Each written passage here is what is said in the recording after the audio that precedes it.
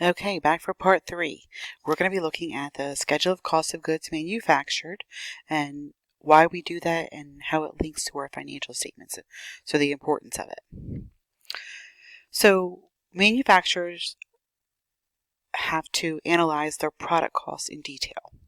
So that analysis is going to help the manager be able to make better decisions about the materials, the labor, the overhead they have, so they can reduce that cost of goods manufactured and maximize their profits. So the manufacturing activities are done in the separate report called a schedule of cost of goods manufactured. Sometimes you're going to also hear it called a manufacturing statement, a statement of cost of goods manufactured. They're all the same thing. This schedule is going to summarize the types and amounts of costs that are incurred in a company's manufacturing process. So we can see here that the concept or the general format is direct materials used plus direct labor plus our factory overhead. Adding those three together gives us our total manufacturing cost. We add to that the beginning work in process or beginning work in process inventory. We subtract out the ending work in process inventory, and the difference between those tells us how much goods we manufactured. So on the next slide, we see a full manufacturing statement, the schedule of cost of goods manufactured. So it has 4 different sections that they listed here, and we're going to go over each of them broken down on the next slides. So we're going to show you how to compute the schedule of cost of goods manufactured.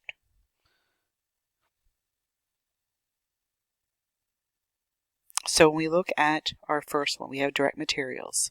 So they want us to compute the direct materials used. So we're going to add the beginning raw materials inventory of $8,000 to the current period's purchases. So we purchased $86,500. That gives us $94,500 of total raw materials that we have available to use. We did a physical count of inventory, and it showed that we had $9,000 of ending raw materials in inventory. So if we had $94,500 that was available to use and $9,000 remains in inventory, then the difference, that $85,500 of materials were used in that period. So in this example, all the raw materials are direct materials for Rocky Mountain bikes.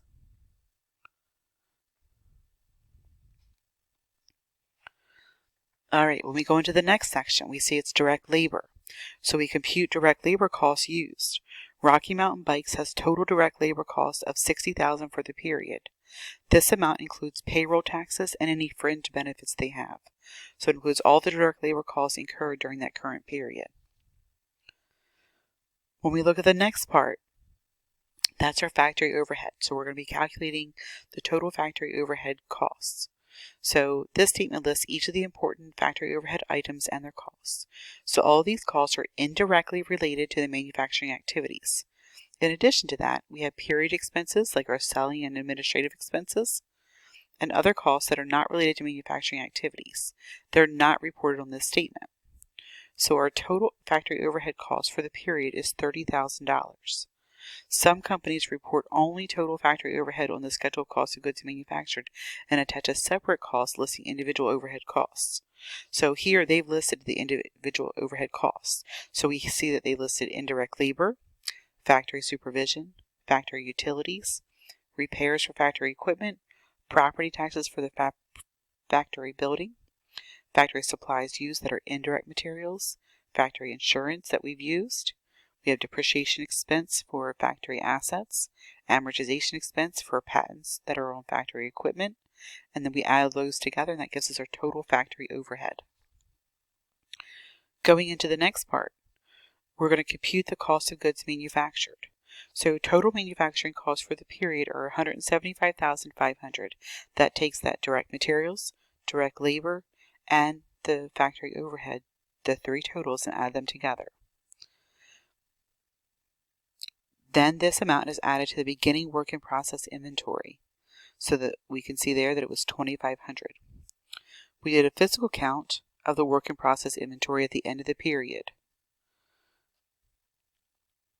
And we're going to compute the current period's cost of goods manufactured of $170,500 by taking that $178 work in process, subtracting the cost that we have in that ending inventory for work in process inventory, and that's going to give us the cost of goods manufactured.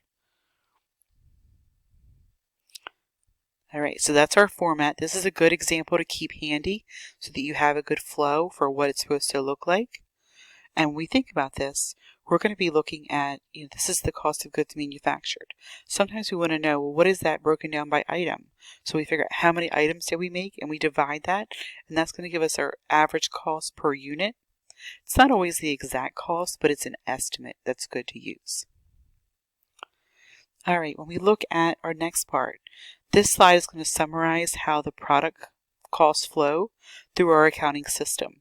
So our direct materials, our direct labor, and overhead costs are summarized in the schedule of cost of goods manufactured. Then the amount of cost of goods sold or cost of goods manufactured from that statement is used to compute our cost of goods sold on that income statement. So we can see that the cost of goods manufactured is there. Our physical counts determine the dollar amounts that are in ending raw materials inventory and the work in process inventory that we see on the balance sheet. And those are coming directly from our physical counts. We've compared them. We've done any adjustments that we needed to do. All right, so our next part looks at different trends that happen in managerial or manufacturing accounting. So when we look at this, we're going to look at a few different concepts here. So the first one that we're going to look at is customer orientation. Customer orientation is because of an increased emphasis on customers as the most important constituent of a business. So our customers expect a certain value for the money they're spending to buy our products and services. More in detail, they expect that their suppliers will offer them the right service or product at the right time at the right price. So this shows that companies accept the notion of customer orientation, which means that employees understand the changing needs and wants of their customers and align their management and operating practices as such. The next one is total quality management.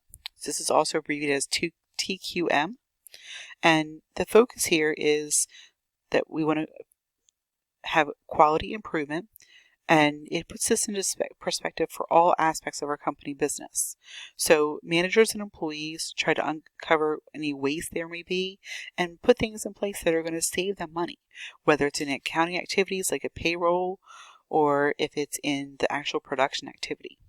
So the emphasis again is on quality, and to encourage that, Congress established something called the Malcolm Baldrige National Quality Award, or the MBNQA. So to get that, they have to conduct a thorough analysis and evaluation of their business using guidelines from the Baldrige Committee. But it helps us to emphasize that quality that our customers are looking for. The next trend is called just-in-time manufacturing, or JIT. And this is a system where we look at, what kind of inventory do we need to carry? Do we need to have so much on hand that we risk it being outdated or not usable? So just-in-time is a system that acquires inventory and produces only when needed. So you can look at, your production schedule, figure out what you're going to need and when. An important part of it is that it manufactures products after they receive an order. So it's kind of like once you get an order, then you're going to plan to make it, and then you deliver the customer's order on time. So it means the processes have to be aligned to eliminate any delays or any inefficiencies that could delay getting that product to your customer on time based on a shorter production schedule, because you're trying to do it when they've ordered it, but still get it done in the time you need to. It can be something that has a little bit more risk for disruption than a traditional system. So if you have some kind of a reason that your plant has to shut down, whether it's a strike or, a quality issue, that could throw a wrench into your just-in-time manufacturing. So that's where it gets a little bit questionable sometimes. The next one is value chain, and that's where we're looking at a series of activities that add value to your company's service or product. So the example they show here is a value chain for a retail cookie company. So they're getting the raw materials, they're baking them, they're selling it, and they're providing service. So we're trying to use lean practices across them to increase efficiency and profits to the company. When we look at lean practices, they can be something as, looking at procedures that have a company look at how are they doing things. So we're looking at all systems and procedures to make sure that they're aligned the right way. We have an important role to provide accurate cost and performance information outside of our company. Lastly, we want to look at corporate responsibility. In addition to maximizing the shareholder wealth, we also have a responsibility to our other stakeholders, like our employees, our suppliers, society in general. So corporate social responsibility has become something that's really important, and it's important also in following the law. So we look at this something called triple bottom line. It's focusing on 3 measures: the financial measure, which are profits, the social, which are the people, and the environment, like the planet. So we're looking at 3 different things. We're looking at our bottom line and how we get that into there. So adopting that, we put in sustainability standards that help to make sure that we are following sustainability activities. So some of the business sectors for which the Sustainability Accounting Standards Board established have developed reporting standards like healthcare, non-renewable sources, and renewable resources and alternative energy. So every industry is trying to do their part to add into that corporate social responsibility and how they can help. All right, so that's the last new concepts. We do have a couple of ratios that we're going to look at for Chapter 18. So the first one is the raw materials inventory turnover ratio, and it takes the raw materials used divided by the average materials inventory. So average materials inventory is beginning plus ending divided by 2, and that's going to get us into the raw materials inventory turnover. So for that, a manager can look at how effective a company is managing their raw materials, and it's going to tell how many times a company turns over or uses in production the raw materials inventory during a period. A higher ratio for raw materials inventory turnover is preferred, as long as the inventory levels are adequate to meet the demand of your customers. The next one are the days sales in raw materials inventory. So this is to help us to further assess it, and we're going to be measuring the adequacy of raw materials inventory to meet production demands. So it's looking at inventory to see if it's available in terms of the number of days sales. It tells how long it's going to take raw materials to be used in production. So the formula is the ending raw materials inventory divided by raw materials used times 365, and that tells you how many days it takes raw materials to be used in production. All right, so this closes out our Chapter 18, and if you have any questions, feel free to reach out. Thanks.